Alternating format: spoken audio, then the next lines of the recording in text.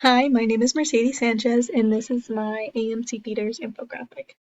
I chose AMC Theaters because I enjoy going to the movies a lot, and AMC is where I go to see them. The the first economic indicator that I chose was the number of businesses.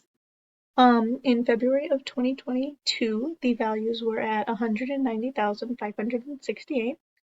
And in February 2023, the values increased to 195,444. So it was an increase of 2.6%. And then I wrote at the bottom, because there is not really much of a difference from year to year, the movie theater market would be described as an oligopoly. Of course, that wouldn't be the only qualification, but it also has high barriers to entry. Um, there are already established theaters people enjoy going to, myself included. I enjoy going to AMC the most. So it would be harder for a new business to join in, which is true because I'm sure if there was a newer theater, I probably would still go to AMC, even if it were a little bit more convenient to go to the newer theater. I have already had a sort of loyalty to AMC now. As for my opinion on what will happen to this economic indicator within the upcoming months, I really don't think it's going to change much. Since there are high barriers to entry, it's really not prone to change. The second economic indicator that I chose was the stock value of the company. It says production of tickets, but that's a mistake. It's not supposed to say that. So in February of 2022, the price of the stock was $16.86, and in February of 2023, the price was only $5.71. So it was a dramatic decrease of 66.1%. At the bottom, I wrote that there was a very large percentage decrease in the stock values. Through some research, I found that many people believe that AMC is still being affected by quarantine, like many companies are.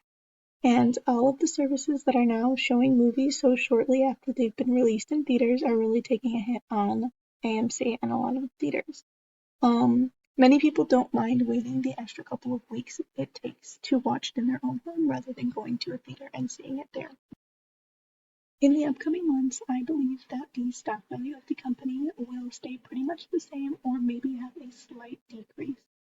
There aren't a lot of movies that I can think of that I'm really excited to see right when they come out of theaters or something that I wouldn't want to see spoilers for. So until movies like that come out, I don't think there really is going to be much of an increase in the stock. The third economic indicator that I chose was the price of tickets.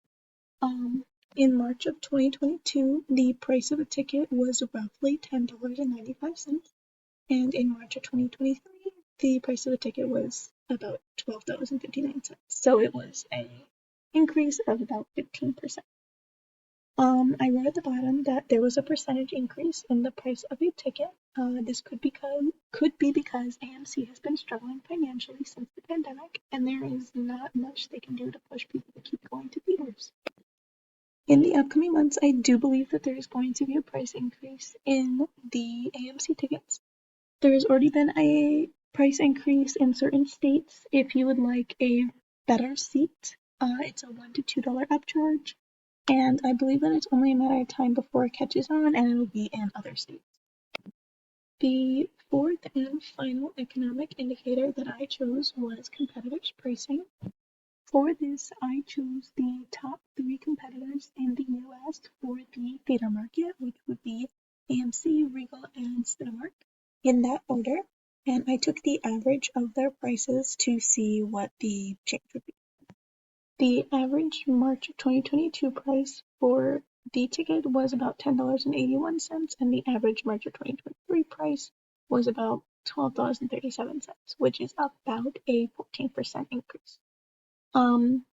I wrote at the bottom for the top 3 movie theaters in the US, there was a percentage increase similar to the one that we saw in AMC's percentage change, showing how in an oligopoly, the prices of competitors affects other companies in the market. So what I'm talking about here is the 14% increase right here, which is pretty similar to the 15% increase we saw with the AMC pricing. You can even see on an individual scale how each theater, like this one is AMC, how each theater changes from a lower price in 2022 to a higher price in 2023. Even if it's a lot higher, this one, or a lot lower and really not much of a change, like in Cinemark. In my opinion, I believe that the ticket prices will continue to rise. They all seem to be following the same pattern, and if they follow AMC's pattern of charging different prices for different seats, I think that they will follow the same steps of keeping a higher ticket price. This final part is just a link to get to the sources if you click on it, but I don't want to jump to that. So, if I were part of the Economic Advising Council for AMC, I would probably advise them to have sort of a different contract with movies. So when a new movie is released, to try to get a contract that streaming services can't start streaming the movie until like a month and a half, so that people, if they want to see the movie, they're gonna have to see it in theaters. Since movie theaters and streaming services can pretty much be described as substitute goods, I believe that cutting some of the control that a streaming service has will increase the demand for movie theaters.